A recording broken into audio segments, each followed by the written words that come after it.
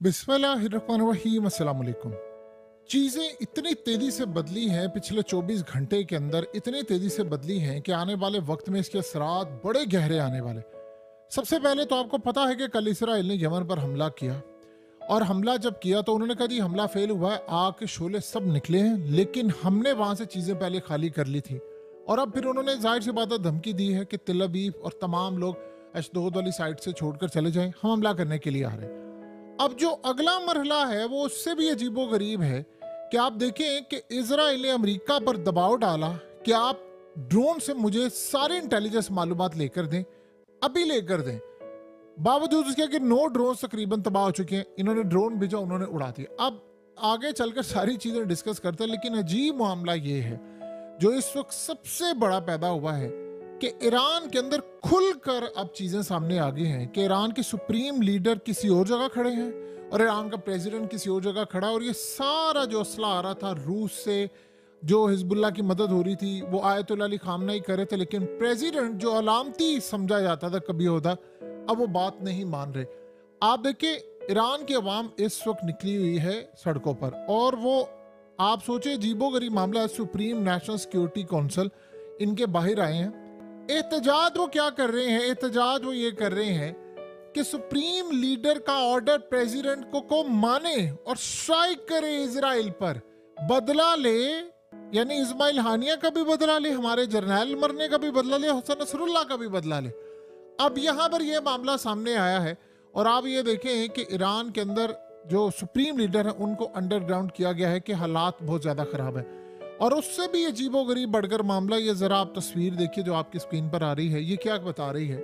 ये चीज असल में बता रही है कि लिबनान के अंदर इजराइल ने पहले ही एडवर्टाइजमेंट करना शुरू कर दिया, उनकी रियल एस्टेट कंपनीज ने, कंस्ट्रक्शन कंपनीज ने, कि भाई हम आपको यहाँ पर घर बना कर देंगे, फलाना करेंगे, आप अभी से बुकिंग करवा ले। ये उनका ग्रैंड प्लान था।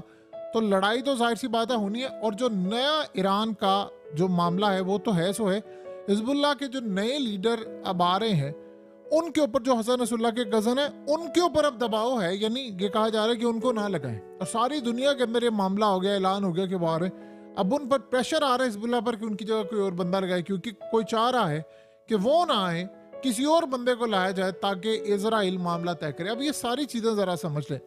देखिए सबसे पहले अजीबोगरीब मामला ये है कि ईरान के अंदर चीजें आ गई हैं बड़ी खुलकर सामने।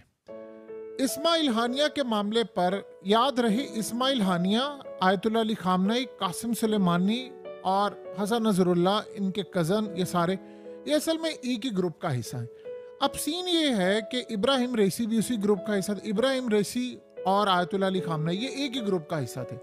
अब सीन ये हुआ कि इब्राहिम रईसी जब इस दुनिया से चले गए, जैसे भी गए, हेलीकॉप्टर गिराया गया, जो भी था मामला, उसकी तहकीकात नहीं होने दी गई, प्रॉपरली ठप कर दिया गया केस। अब अगला जो मरहला है वो उससे भी ज्यादा खतरनाक है कि इस्माइल हानिया को मारा गया तो आयतुल्लाह अली खामनेई ने कहा कि इमीडिएटली हमें स्ट्राइक करना चाहिए, हम तैयार हैं स्ट्राइक के लिए। लेकिन ईरान के प्रेसिडेंट ने कहा नहीं, हमें स्ट्राइक नहीं करना चाहिए। अब हुआ क्या है कि ईरान के प्रेसिडेंट ने, इनके साथ जो लॉबी है या इनका जो ग्रुप है वो इतना तगड़ा है कि कभी ईरान के सुप्रीम लीडर आयतुल्लाह का ग्रुप होता था, अब उसकी पावर कम हो गई है। अब वो जो ग्रुप तगड़ा है वो ईरान के प्रेसिडेंट वाला ग्रुप है। उन्होंने कहा भाई हमें स्ट्राइक नहीं करना चाहिए, हमें और तरह से बातचीत करनी चाहिए। आज सूरत हाल ये है कि ईरान के प्रेसिडेंट ने कहा है कि हमारे साथ हुआ है धोखा। उन्होंने कहा कि अमेरिका और यूरोप ने हमें कहा था कि अगर आप इस्माइल हानिया के मामले पर किसी भी सूरत स्ट्राइक नहीं करते तो हम 2 काम करेंगे। एक तो ये जंग बंद करवा देंगे जो गजा में चल रही है, और दूसरा आप पर पाबंदियां हटा देंगे। ये जो ईरान के प्रेसिडेंट आए हैं असल में वो एक ही बात बार बार कहते हैं, मैंने इकोनॉमी रिवाइव करनी है, मैंने इकोनॉमी रिवाइव करनी है, मैंने पाबंदियां हटवानी है, न्यूक्लियर के बदले में हम डील कर लेंगे, हमें पैसे मिल जाएंगे, इकोनॉमी बेहतर करें, हमें लड़ाई नहीं करनी, हमें ना हिजबुल्लाह, ये यानी इंटरेस्टेड नहीं है कि हमास को सपोर्ट किया जाए, हिजबुल्लाह को सपोर्ट किया जाए या किसी और को। इनके जो नीचे एडवाइजर हैं वो भी यही बिलीव करते हैं, वो कहते हैं कि नहीं, हम फलस्तीनियों का ठेका नहीं हमने उठाया, अवाम थक गए हैं। यानी जवाद शरीफ ने, जो इनके एडवाइजर है, उन्होंने तो कहा था कि हम जो ईरानी है वो फलस्तीनी बन बनकर थक गए हैं, हम अपना कब सोचेंगे। तो ये ग्रुप जो है वो इस तरह सूरत हाल पाई जाती। आज वो ये कह रहे हैं कि हमारे साथ धोखा हुआ है। देखिए अमेरिका ने नब्ज पकड़ ली थी इस बंदे की, उनको पता है ये बंदा अपनी इकोनॉमी रिवाइव करवाना चाहता है, तो उन्होंने सिंपल सा उनको कह दिया कि भाई अगर आप स्ट्राइक नहीं करते तो पाबंदियां भी हटा लेंगे और जंग बंद करवा देंगे। ना पाबंदियां हटी, ना जंग बंद हुई, बल्कि हसन नसरुल्लाह को भी मार दिया। अब मुखबरी का लेवल ये है कि महमूद अहमदी निजात ने आज से कुछ अर्सा पहले कहा था कि जब वो ईरान के, यानी आप यहाँ से अंदाजा कर ले, प्रेसिडेंट थे, तब ये सूरत हाल पैदा हुई थी, तो बाकी दुनिया को हम क्या कह सकते हैं। वो कहते हैं इसराइल के खिलाफ हमने अपना एक यूनिट कायम किया कि वो इसराइल की कार्रवाइयों को रोकेगा, इसराइल के प्लान्स को रोकेगा। कहते हैं हमें बाद में जब पता चला कि हमारे उस यूनिट से उल्टा हमें नुकसान हुआ है, तो पता ये चला कि उस यूनिट का जो सरबराह था वो इजरायली एजेंट था। अब असल में उनका कहना ये था कि ईरान इजरायली जासूसों से भरा हुआ है, इतने बड़े लेवल तक अंदर तक कार्रवाइयां होती हैं कि हमें पता भी नहीं चलता। अब असल सूरत हाल ये है कि ईरान के अंदर जो आयतुल्लाह अली खामनेई की सोच है उसको पसंद नहीं किया जा रहा, यानी जो मुक्तदर हल्के हैं उनमें वो कहा जा रहा है कि भाई नहीं, हमें ये काम नहीं करना, हम अपने मुल्क पर फोकस करें। इसीलिए आयतुल्लाह अली खामनेई के बार बार इसरार पर भी, कभी ऐसा होता नहीं था, आप ये देखिए बार बार इसरार पर भी अभी तक कोई स्ट्राइक नहीं हो पाया, क्योंकि उनका ग्रुप अब कमजोर है। सो इस सूरत हाल में मामला तब सामने आ गए हैं। देखिए अब सारी सूरत हाल क्लियर हो गया, हसन नसरुल्लाह को मार दिया। अब उनके जो कजन हैं, जिनके बारे में सारी दुनिया में ऐलान हो गया था कि वो अपने सरबराह हैं और वो लीड करें, और वो इजराइल ने उनके बारे में कल कहा है ये हसन नसरुल्लाह से ज्यादा तगड़े हैं, ज्यादा हार्ड लाइनर है, क्योंकि बहुत सारी डील वो ये करते थे और बहुत सारे मामला करते, उन्होंने आते ही ये बात ऐलान किया है। अब वहां पर अजीबोगरीब मामला है, ऐसा लग रहा है कि हिजबुल्लाह को भी अब कंट्रोल करने की तैयारी। अब उनके बारे में कहा जा रहा है कि जी अभी फैसला नहीं हुआ, फलाना नहीं हुआ। आपको पता है कि ये जो सारी की सारी डीलिंग है, ईरान के नए प्रेसिडेंट ने थोड़ी ये काम किया है, ये तो आयतुल्लाह अली खामनेई ने रूस से डील करवाई है। वो काफी साल से टेक ओवर कर रहे थे।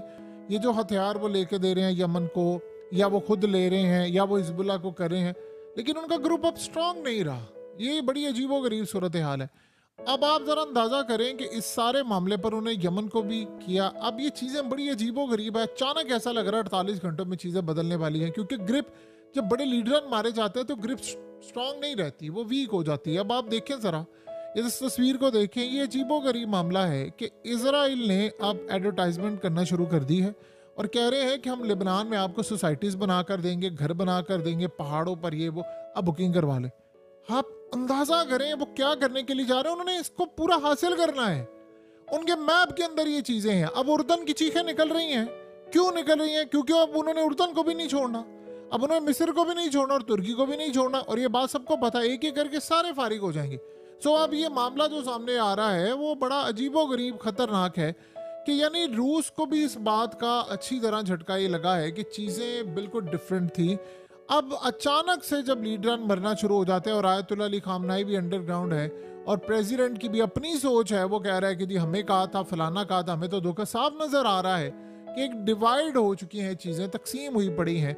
और ईरान के अंदर तो देखिए इतने साइंटिस्ट मारे गए हैं, इतने लोग मारे गए हैं, उनके कासिम सुलेमानी की मुखबरी की है, हसन नसरुल्लाह की गई है, उनके साइंटिस्ट मारे गए हैं, इतना नुकसान उठाया, क्योंकि इसराइल का वहाँ नेटवर्क बहुत ज्यादा मजबूत है और ये कभी खत्म नहीं हो सकता।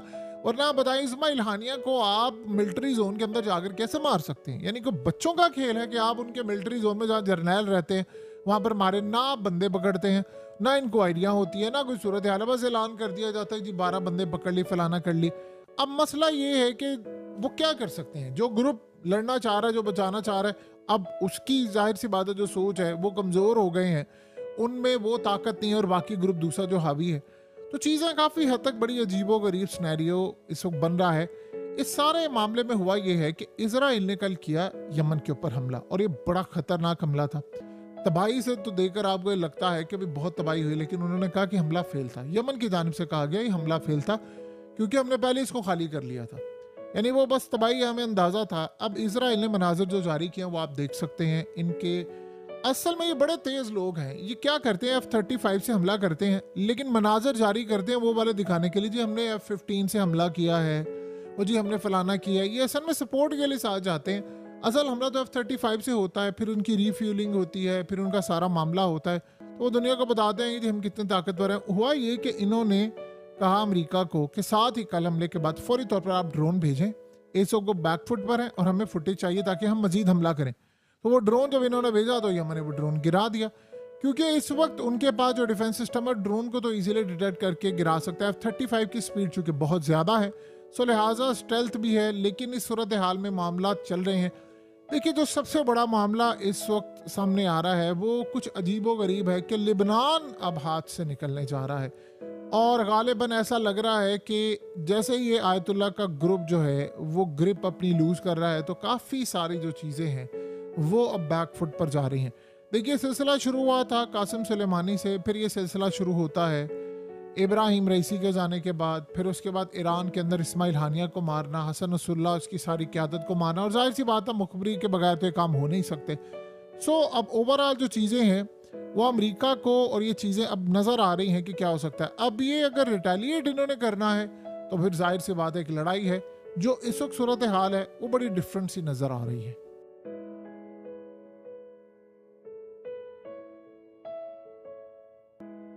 हकीकत टीवी को सब्सक्राइब करना मत भूलें, वीडियो को लाइक करें, शेयर करें और कमेंट सेक्शन में अपनी राय का इजहार ज़रूर करें।